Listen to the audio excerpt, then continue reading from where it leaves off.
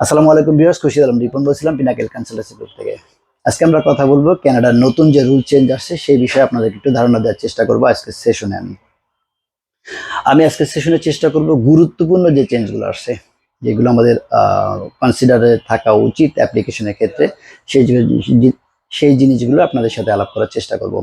প্রথম যে ভাইটাল যে চেঞ্জ আসছে সেটা হচ্ছে যে এখন থেকে কানাডার সবাই জানে, আমরা সবাই শুনছি যে ভিসার ইস্যু অনেক কমে যাবে। সো আসলে জেনে নিই যে আসলে কি হচ্ছে।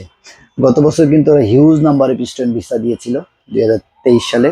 সো কানাডার গভর্নমেন্ট থেকে ওদের ফাইনাল ডিসিশন হচ্ছে যে 24 সালে কিন্তু সেটা থেকে 35%-এর মতো ভিসা রেশিও কমে যাবে। আরেকটা জিনিস তারা নতুন করে যোগ করেছে, সেটা হচ্ছে যে যে প্রভিন্সে অ্যাপ্লাই করবেন সেই প্রভিন্স থেকে আপনাকে অ্যাটেস্টেশন জমা দিতে হবে। সো আমরা জেনে নিই যে অ্যাটেস্টেশন কাদের ক্ষেত্রে প্রযোজ্য। যদি কেউ কলেজ ডিপ্লোমা, অ্যাডভান্স ডিপ্লোমা অথবা ব্যাচেলার লেভেলে অ্যাপ্লাই করেন তাহলে কিন্তু আপনাকে অবশ্যই অ্যাটেস্টেশন করে জমা দিতে হবে। এই রুলসটা 22শে জানুয়ারি থেকে ইমপ্লিমেন্ট হয়ে গিয়েছে। সো আপনি যদি ডিপ্লোমা বা কলেজ ডিপ্লোমা, অ্যাডভান্স ডিপ্লোমা অথবা ব্যাচেলার অ্যাপ্লাই করেন তাহলে অবশ্যই কিন্তু আপনাকে যে প্রভিন্সের ইনস্টিটিউট থেকে আপনি লেটার অফ অ্যাকসেপ্টেন্স দিবেন সেখান থেকে অবশ্যই অ্যাটেস্টেশন নিয়ে জমা দিতে হবে, নাহলে কিন্তু আপনার ফাইলটি প্রসেস হবে না।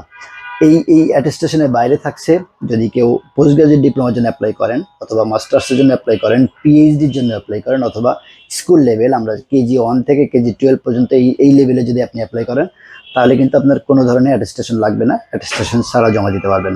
আর একটু ভাইটাল চেঞ্জ যেটা আছে সেটা হচ্ছে আমরা সবাই জানি যে অনেকগুলো গভর্নমেন্ট কলেজ বা গভর্নমেন্ট ইউনিভার্সিটির সাথে লিঙ্ক আপ করে কিছু কলেজ, টরন্টো ক্যাম্পাস বা বিভিন্ন জায়গায় ক্যাম্পাস আছে, প্রাইভেট পাবলিক পার্টনারশিপের মাধ্যমে যে ইনস্টিটিউটগুলো আছে সেগুলোতে আমরা এতদিন জানতাম যে সেগুলো যদি লেটার অফ অ্যাকসেপ্টেন্স পান বা সেখানে স্টাডি করার পরে কিন্তু পোস্ট গ্রাজুয়েট ওয়ার্ক পারমিট পাইতো। কিন্তু এই নতুন রুলসের ক্ষেত্রে এখন যদি আপনি এই টাইপের কোনো কলেজে অ্যাপ্লাই করেন বা এই টাইপের কোনো ক্যাম্পাসে অ্যাপ্লাই করেন যেটা কোনো গভর্নমেন্ট কলেজ বা গভর্নমেন্ট ইউনিভার্সিটির সাথে লিঙ্ক করে নতুন ক্যাম্পাসে পড়াচ্ছে, প্রাইভেট পাবলিক পার্টনারশিপ যে কলেজ বা ক্যাম্পাসগুলো আছে সেগুলো থেকে এখন যদি কেউ লেটার অফ অ্যাকসেপ্টেন্স নেন বা স্টাডি পারমিট পান তাহলে কিন্তু পড়াশোনা শেষ করার পরে আপনি আর ওয়ার্ক পারমিট পাবেন না। সো আমরা আপনাদেরকে সাজেস্ট করব, যারা আমরা সবাই জানি যে কানাডা আসলে huge number of student apply করে একটাই কারণে, যে এইখানে পড়ালেখা শেষ করার পরে ওয়ার্ক পারমিট পাওয়া যায় এবং ওয়ার্ক পারমিট পাওয়ার পরে কুইক পিআর পাওয়া যায়। সো এই টাইপের কলেজগুলোতে এখন অ্যাপ্লাই না করা ভালো, কারণ যদি আপনি অ্যাপ্লাই করেন সেখানে পড়ার পরে যদি ওয়ার্ক পারমিট না পান তখন কিন্তু আপনার আবার নতুন করে কোনো গভর্নমেন্ট কলেজে ভর্তি হইতে হবে, তারপরে আপনাকে ওয়ার্ক পারমিটে যাইতে হবে।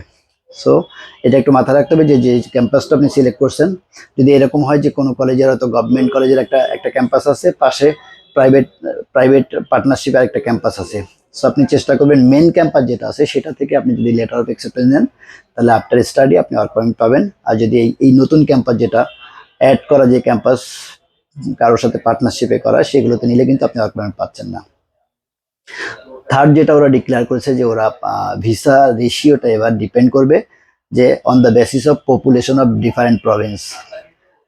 তার মানে হচ্ছে যে আপনি অ্যাপ্লাই করার ক্ষেত্রে খুব কেয়ারফুলি সিলেক্ট করবেন যে আপনি কোন প্রভিন্সে অ্যাপ্লাই করছেন, সেই প্রভিন্সের জনসংখ্যা কেমন, কারণ ওদের কিন্তু ভিসা রেশিও কম বেশি হবে, এটার উপর ফ্লাকচুয়েট করবে। এতদিন আমাদের অনেকে প্রশ্ন করতো যে ভাই টরন্টোতে অ্যাপ্লাই করলে কি ভিসা কম হবে কি না, আমরা বলতাম যে না, টরন্টো অ্যাপ্লাই করেন বা ব্রিটিশ কলম্বিয়া অ্যাপ্লাই করেন বা যেখানে অ্যাপ্লাই করেন এটার উপরে ভিসা রেশিও ডিপেন্ড করে না। বাট এখন কিন্তু এটা বলতে পারবো না, এখন কিন্তু ডেফিনেটলি এটা ডিপেন্ড করবে। সো আপনি যেসব স্টেটে দেখবেন যে আগে থেকেই লোক বেশি আছে, আমরা তো বলবো যে টরন্টো অ্যাভয়েড করতে, ইভেন ভ্যাঙ্কুভার অ্যাভয়েড করতে বলবো, কারণ যেসব জায়গায় অলরেডি পপুলেশন বেশি আছে সেসব জায়গায় কিন্তু ভিসা রেশিও কমে যাবে, হবে না একেবারে এরকম না, বাট কমে যাবে। সো বেটার হচ্ছে যদি এরকম হয় যে আপনি যে স্টেটগুলোতে, যে প্রভিন্সগুলোতে পপুলেশন কম আছে সেগুলোতে অ্যাপ্লাই করলে আপনার ভিসা চান্স বেশি থাকবে। সো ভিউয়ার্স, এইগুলো হচ্ছে নতুন রুলস নিয়ে অনেক আলোচনা হচ্ছে, অনেকে আমাদের ফোন করে জানতে চাচ্ছেন, অনেকে ফেসবুকে জানতে চাচ্ছেন যে আসলে কি চেঞ্জ আসছে। সো আমি যে ভাইটাল চেঞ্জগুলো সেগুলো আপনাদের সাথে শেয়ার করলাম। নাম্বার 1 হচ্ছে যে ভিসা অ্যাপ্লিকেশনের ক্ষেত্রে প্রভিন্স সিলেকশন খুব ভাইটাল ব্যাপার, কারণ প্রভিন্সের পপুলেশনের উপর বেস করে আপনার ভিসা রেশিও কম বেশি হবে। আপনার যারা আন্ডার গ্রাজুয়েট লেভেলে অ্যাপ্লাই করছেন, ডিপ্লোমা বা কলেজ ডিপ্লোমা বা অ্যাডভান্স ডিপ্লোমা ব্যাচেলার অ্যাপ্লাই করছেন, তাদের জন্য অ্যাটেস্টেশনটা মাস্ট। অ্যাটেস্টেশন কিভাবে করতে হবে এগুলো আমাদের, যেহেতু রুলসটা মাত্র হইলো, আমাদের হয়তো ইনস্টিটিউট থেকে আমাদেরকে গাইড করা হবে, আমাদের অফিসে আসলে হয়তো আমরা আপনাকে ডিটেলস বিষয়ে সাহায্য করতে পারবো। অ্যাটেস্টেশনটা মাস্ট শুধু ব্যাচেলার লেভেলে। সো মাস্টার্সে যারা অ্যাপ্লাই করছেন, যারা পিএইচডির জন্য অথবা পিজিডির জন্য অ্যাপ্লাই করছেন বা স্কুল লেভেলে যারা অ্যাপ্লাই করতে চান তাদের কিন্তু অ্যাটেস্টেশনটা লাগবে না। এবং প্রাইভেট পাবলিক পার্টনারশিপ যে ইনস্টিটিউটগুলো আছে সেগুলোতে যদি আপনি স্টাডি করেন তাহলে কিন্তু আফটার স্টার্ট আপনি ওয়ার্ক পারমিট পাচ্ছেন না। সেইগুলো হচ্ছে ভাইটাল রুলস। এর বাইরে যদি কারো কোনো প্রশ্ন থাকে নতুন রুলস নিয়ে আমাদের ইউটিউব বা ফেসবুকে আপনারা আমাদের কাছে প্রশ্ন করতে পারেন। উইদিন 24 আওয়ার্স আমরা আপনাদেরকে রিপ্লাই দেওয়ার চেষ্টা করব।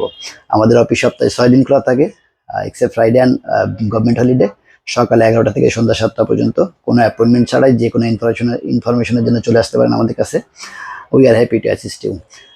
কষ্ট করে যারা এতক্ষণ দেখছিলেন তাদেরকে ধন্যবাদ জানাই। সবাই ভালো থাকবেন, সুস্থ থাকবেন। আল্লাহ হাফেজ।